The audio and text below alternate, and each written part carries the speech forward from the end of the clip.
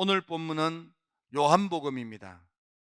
예수님의 제자 요한은 12제자 가운데 가장 나이가 어린 제자였고, 특히 신학자들 가운데는 우리 기독교의 정통은 베드로도 아니고 바울도 아니고 요한 신학이다, 이렇게 주장하는 사람이 있을 만큼 복음의 매우 중요한 부분을 차지하는 성경이 요한복음이 되겠습니다. 요한복음에서는 태초에 하나님이 계셨는데 그 하나님은 말씀이고 말씀이신 하나님이 생명의 빛을 가지고 육신을 입고 이 땅에 오셨는데 그분이 우리 주님 예수 그리스도라고 소개합니다.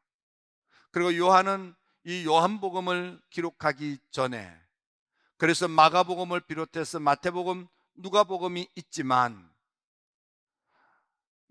마가복음, 마태복음, 누가복음에서 찾아볼 수 없는 예수님의 우리의 그리스도 되심을 좀 더 명확하게 하기 위해서 우리가 생각을 비우고 마음을 열고 예수님을 나의 그리스도 메시아 주님으로 확실하게 영접할 수 있도록 복음서를 보강하여 기록한 것이 요한복음이 되겠습니다.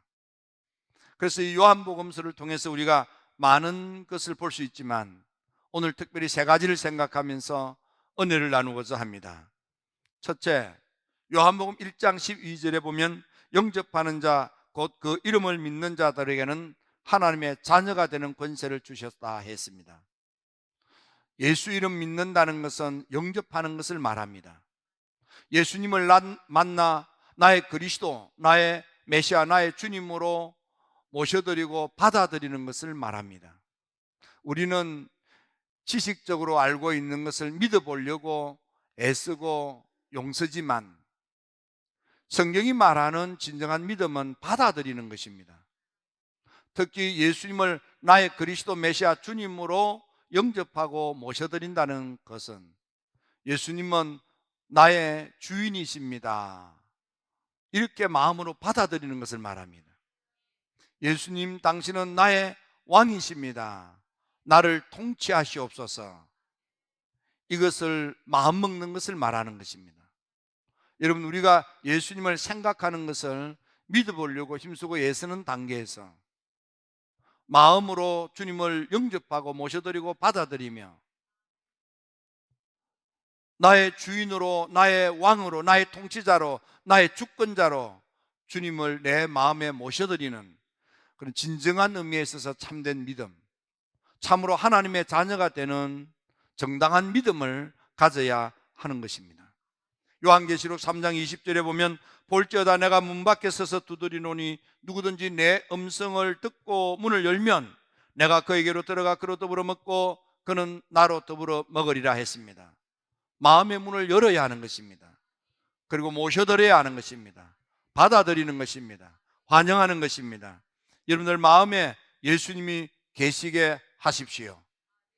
특히 요한복음에서 소개되는 예수님의 많은 기적들 가운데 몇 가지를 추려서 기록했다고 요한은 스스로 털어놓습니다. 예수님이 많은 표적이적 기적을 행했지만 그 가운데 이 몇 가지를 추려서 복음서에 기록하는 이유가 있다. 그것은 바로 예수가 그리스도라는 사실을 받아들이고, 그리고 예수가 그리스도라는 사실을 받아들이는 사람이 영생에 이르도록 하기 위하여 이 복음서를 기록했다 했습니다. 따라서 요한복음을 제대로 읽는 사람은 요한복음을 기록한 저자 요한의 의도대로 예수님을 나의 그리스도 메시아 주님으로 영접을 하고 그래서 영생천국에 이르는다면 그런 사람은 요한복음을 제대로 읽었다, 그렇게 생각해도 되겠습니다. 마음의 문을 여는 사람, 앙리 베르그송이라는 사람은 시간과 자유라고 하는 책을 썼는데 그쪽에 보면은 인생을 살아가는데 사람은 두 종류의 사람이 있다 그랬습니다. 한 종류의 사람은 마음을 닫고 사는 사람, 또 한 종류의 사람은 마음을 열고 사는 사람. 여러분들은 마음을 닫고 사는 사람입니까? 마음을 열고 사는 사람입니까? 특히 여러분들은 어디를 향하여 마음의 문을 닫고 어디를 향하여 마음의 문을 열고 있습니까? 이 땅을 살아가는 많은 사람들은 세상을 향하여 마음을 열고 세상 것을 좋아하고 세상 것을 탐하면서 세속에 물들어 살다가 하나님의 무서운 진노의 심판을 받고 지옥 불구덩이에서 영원히 멸망당할 자로 인생을 살아가는 불쌍한 사람들이 많이 있습니다. 그런가 하면은 세상을 등지고 하나님을 향하여 마음의 문을 열고 하나님을 나의 절대 주권자로, 예수님을 나의 그리스도 메시아 주님으로 모셔드리고 믿고 따른다면, 그런 믿음의 성도들은 모든 허물과 죄를 예수님의 십자가의 보혈로 다 속량받고 구속받고 대속받아 하나님의 자녀로 살다가 영생 천국에 이르게 되는 것입니다. 여러분들은 누구입니까? 여러분들은 정말 예수님을 향하여 마음의 문을 열고 주님, 당신은 나의 그리스도 메시아입니다 라고 영접하고 모셔드리고 받아들이고 있습니까? 예수님을 나의 주인으로 환영하고 있습니까? 여러분의 마음의 통치자, 마음의 주권자, 마음의 왕자에 누가 그 자리를 차지하고 있습니까? 혹 여러분 자신은 아닙니까? 성경이 말하는 구원받는 믿음은 마음에 누가 계시느냐를 묻는 것입니다. 요한 웨슬리 목사님이 은혜를 받기 전에 아버지 사무엘 목사님으로부터 유언 같은 말씀을 듣게 됩니다. 실제로 요한 웨슬리 목사님 아버지가 1735년 4월에 소천하게 되는데 1734년도에 웨슬리를 앉혀놓고 묻습니다. 마음의 종교, 너 마음에 누가 계시느냐 이 말이에요. 신학적으로 많이 알고 성경 지식에 해박하다 할지라도 그것 가지고 구원받는 게 아니라 이 말이에요. 마음으로 예수님을 나의 그리스도 메시아 주님으로 참으로 영접을 하고 모셔드리고 받아들이고 있느냐 이 말이에요. 여러분, 마음에 예수님을 모시는 성탄절이 되게 하십시오. 두 번째로 생각할 것은 예수님께서 니고데모와의 대화에서 나오는 요한복음 3장의 말씀입니다. 웨슬리 목사님에게는 제자가 있었고 동력자처럼 그렇게 함께 사역을 했던 귀한 분이 있었는데 그분은 조지 휘필드입니다. 실제로 웨슬리 목사님으로부터 가르침을 받았고 지도를 받았던 학생이기도 했었습니다. 휘필드는 스스로 웨슬리 목사님을 영적인 아버지라 부르기도 하였고 동력자라고 부르기도 하기도 했습니다. 이 휘필드는 다닐 때마다 기회만 있으면 입을 열어서 외쳤던 설교가 있었습니다. 그 설교가 거듭나야 한다는 설교입니다. 학자들에 의하면 휘필드가 자그마치 3,000여 번이나 3,000번 이상이나 거듭나야 한다는 제목의 설교를 반복하고 계속하고 지속적으로 했다고 알려지고 있습니다. 여러분, 주님께서 니고데모에게 거듭나야만 하나님 나라가 눈에 보이고 거듭나야만 그 나라에 들어갈 수 있다고 했습니다. 여러분, 육성에서부터 벗어나 성령의 사람으로 거듭났습니까? 여러분, 아직도 육에 사로잡혀서 육의 열매를 맺고 산다면 여러분들은 여전히 육에 속한 사람이 되는 것입니다. 여러분들이 참으로 영으로 생각하고 영으로 마음을 먹고 영의 열매를 맺어 산다면 여러분들은 성령에 속한 사람이 될 것입니다. 웨슬리 목사님은 정말 예수님을 나의 그리스도 메시아 주님으로 제대로 영접한 사람은 삶이 변한다 그랬습니다. 여러분, 정말 예수님을 마음으로 모셔드린 후에, 영접한 후에, 예수님을 나의 주님으로 받아들인 후에 여러분들의 삶의 변화가 무엇입니까?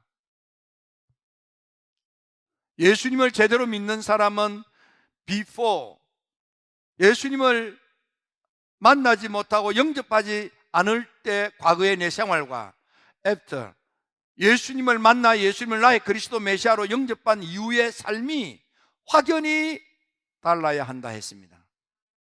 웨슬리 목사님은 하나님으로부터 은혜를 받았다고 막 난리법석을 떨어도 삶 전체의 변화가 없다면 당신은 가짜라 그랬습니다. 하나님의 진품 은혜는 삶 전체를 변화시키는데, 첫째로 나로 하여금 성별되게 하고 더 이상 세상에 속하여 세속에 물들지 않게 하나님에 속하여 하나님의 것으로 채워지는 성별된 자가 되고, 나쁜 소가지가 변하여 깨끗한 마음을 가진 성결한 자가 되고, 그래서 성화된 삶을 사는 진정한 그리스도인, 하나님의 참된 자녀가 된다 했습니다. 이것을 삶 전체의 변화라고 표현하기도 합니다. 여러분, 정말 예수님을 영접하고 여러분들 내적 경건이 일어나고 있습니까? 일어나야 정상입니다. 그리고 여러분들이 정말 하나님에게 속한 자가 되고 하나님을 닮아가는 자가 되고 하나님을 따르는 자가 되어야 합니다. 성별되고 성결되고 성화되는 것을 말합니다. 어떤 사람이 이런 말을 합니다. 하나님께서 우리 인생을 만들 때 주머니 두 개를 목에 걸어두었다는 것입니다. 주머니 하나는 가슴팍에, 주머니 하나는 등 뒤에 매달려 있습니다.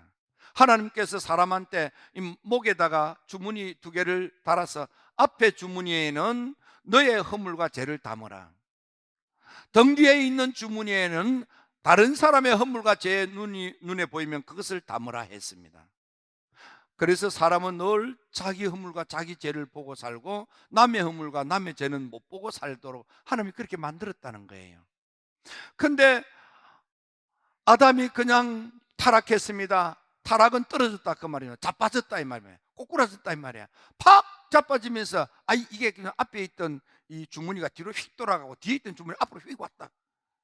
그래가지고 타락한 이후에 사람은 남의 죄만 보고 사는 거야. 여러분 어떻습니까? 하나님의 진품 은혜를 받았던 바울, 그런 은혜를 받으면 받을수록 남의 죄가 눈에 보이는 것이 아니고 내 죄가 눈에 보여 내 죄가 너무나도 커서 나는 이 땅에 사는 사람들이 저 죄인이지만은 죄인 가운데 가장 무서운 죄인 괴수가 납니다. 그렇게 보이는 거예요. 웨슬리 목사님도 은혜를 받고 보니까, 은혜 받기 전에는 우쭐거리던 웨슬리, 은혜를 받고 보니까 나는 죄인 가운데 두목입니다. 그런 못된 나를 위하여 예수님이 십자가를 져서 그 피를 다 쏟았습니다.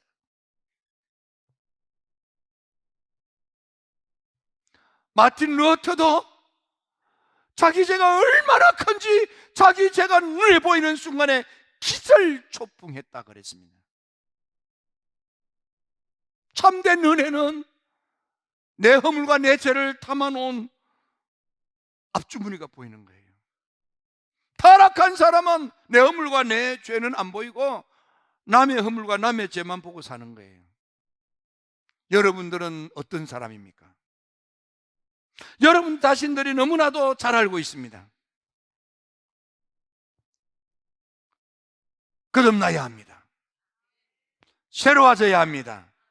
달라져야 합니다.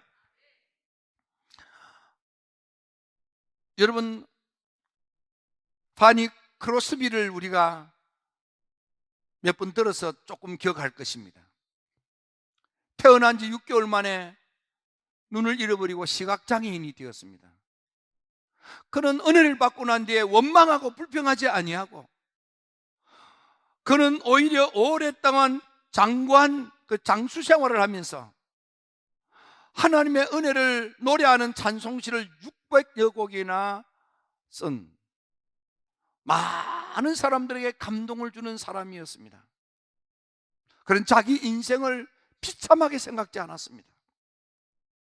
하나님의 주신 은혜에 너무나도 고맙고 감사해서 우리가 부르는 나의 갈 길 다 가도록, 나의 영원한 기업, 예수로 나의 구주 삼고 이것이 나의 간증일세, 이런 주옥 같은 많은 사람들의 마음에 감동을 주는 찬송시로 하나님께 영광을 돌리며 감사 찬양했습니다. 여러분들은 원망과 불평으로 살고 있습니까? 하나님의 은혜가 가슴에 절절히 와닿아 입만 열면 감사하며 찬양하고 살고 있습니까? 여러분들 자신들이 여러분들 스스로를 더 잘할 것입니다. 요한 사도는 예수님을 마음을 열고 영접해야 된다, 모셔드려야 된다, 받아들여야 된다. 그게 구원받는 믿음이다. 그래야 하나님의 아들이 되고 딸이 된다. 두 번째로, 육에 속한 사람아, 그 육성에서부터 벗어나 영에 속한 사람으로 거듭나야만 한다. 거듭나야 하나님 나라 들어간다 이 말이야. 영생의 나라에 이룰 수 있다 이 말이야. 하나님 나라 누구든지 갈 수 있지만, 죄 많아도 갈 수 있지만 거듭나야만 가는 나라가 그 나라입니다. 여러분, 아무리 세상으로 많은 것을 가졌다 할지라도 그것 가지고 하늘나라 못 갑니다. 예수님 제대로 믿어야 가는 나라, 거듭나야만 가는 나라. 여러분, 거듭나세요. 달라지세요. 변화되세요. 여러분들 성결되시기 바랍니다. 성결되시기 바랍니다. 성화의 삶을 살게 되기를 바랍니다. 세 번째는 요한복음 20장 21절 22절에 보면 아버지께서 나를 보내신 것처럼 나도 너희를 보낸다 말씀하시면서 숨을 내쉬며 다시 말씀하시기를 성령 받으라. 성령을 주격하는 주석가들은 하나같이 성령 은혜를 받고 가서 전하라. 여러분, 성령 은혜를 받고 가서 전해야 되는 것입니다. 성령 은혜를 받고, 그래서 그 은혜의 불이 내 심령에 불타오를 때에 어렵고 힘들어도 가서 복음을 전하는 헌신자로 사명을 감당하게 되는 것입니다. 그러나 내 안에 은혜의 불이 꺼지면 가기도 싫고 가도 말할 거리가 없고 이런저런 어려운 힘든 핑계거리가 있으면 그걸 핑계 삼고 사명 감당하지 않는 거예요. 사도행전 성도들을 보십시오. 성령 은혜가 심령에 불탈 때에 누가 가라 하지 아니하여도 가서 내가 받은 은혜 체험을 입에 담고 알리고 전함으로 3,000명, 5,000명이 때로 주님의 교회로, 예루살렘 교회로 구름 때처럼 모여들었습니다. 성령의 충만한 불이 내 심령에 불타오를 때, 여러분, 성령의 은혜로 여러분들이 충만한 후에 성령의 불타는 심령이 될 때에 가라 하지 아니하여도 가게 됩니다.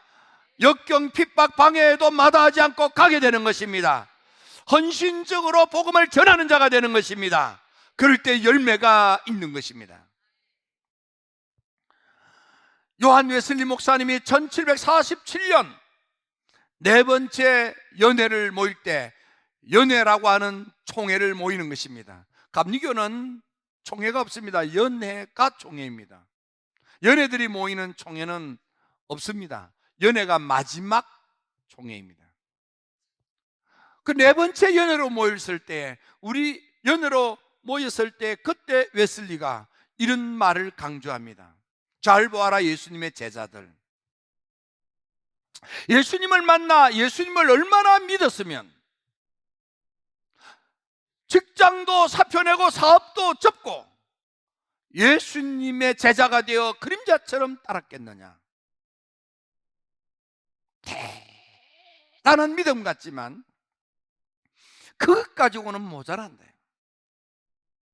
예수님의 제자들이 어디에서 온전한 믿음, 정당한 믿음, 제대로 된 믿음을 갖게 되었는 줄 아느냐? 오순절 은혜를 체험함으로써 성령 충만한 은혜를 받을 때 비로소 제자인 그들이 사도적 헌신자가 되는 위대한 믿음, 정당한 믿음을 갖게 되었다 그랬습니다. 제대로 된 믿음, 살아있는 믿음. 웨슬리 목사님은 이 성령 충만한 은혜를 경험한 후에 나는 비로소 많은 사람을 내가 경험한 은혜의 세계로 이끄는 목회, 복된 목회를 할 수 있게 되었다 했습니다.